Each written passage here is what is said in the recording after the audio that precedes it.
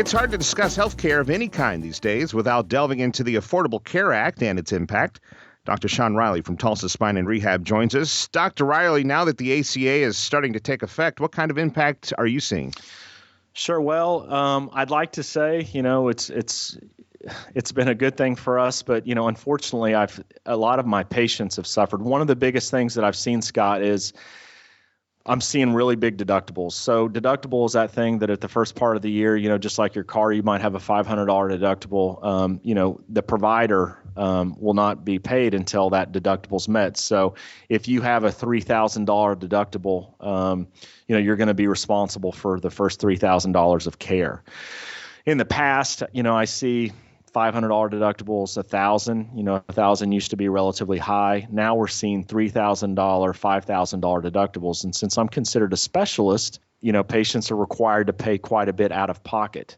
Not much has changed related to low back pain. However, now they might think twice if they need elective care, meaning, it's not emergent, but they dinged their low back over the weekend. They're unable to go to work for a couple of days. They're in quite a bit of discomfort. If they don't have the money to come in and pay, that it creates some challenges.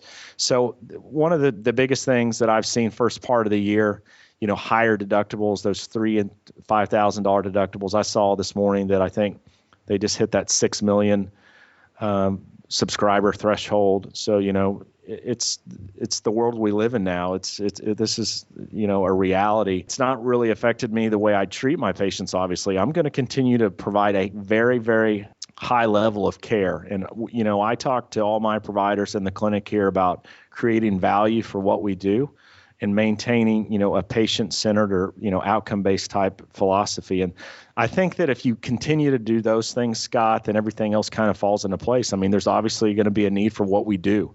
Patients are always going to have low back pain or neck pain or have different types of problems of that nature. And if it's effective, conservative, efficient care, I think patients respond well to that. I've spoken to the fact that if I'm able to treat a patient 4 to 6 times and resolve their low back pain, provide them with self-management strategies and, different home exercises. I mean, that's a big ticket item, as opposed to telling a patient that they need to come in 3 times a week for 10 weeks. I mean, it's not reasonable. A lot of folks don't have the resources for those types of things.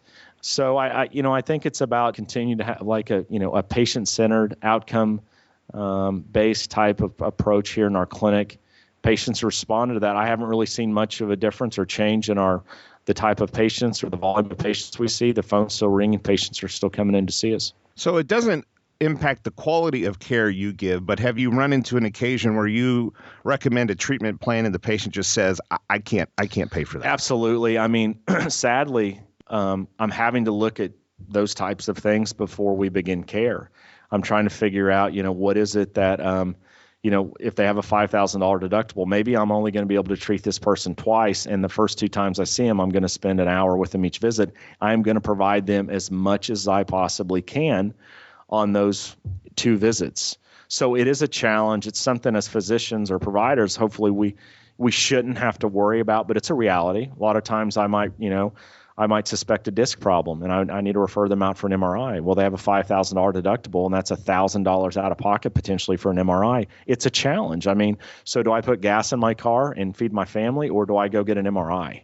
And so there's kind of a new struggle that providers are dealing with. We're trying to figure out that balance of providing as much as we can for folks. And that's why, I think that we have a little bit of an advantage here at Tulsa Spine and Rehab because it's multidisciplinary. We have a lot of different resources for patients to rely on, different things that we can do and provide them in one visit. So I don't have to refer them out for acupuncture, physical therapy, or massage. They're able to get a lot of these things in one office visit here in the clinic. Have you seen or do you anticipate much change in terms of your costs? Well, I mean, that's the thing.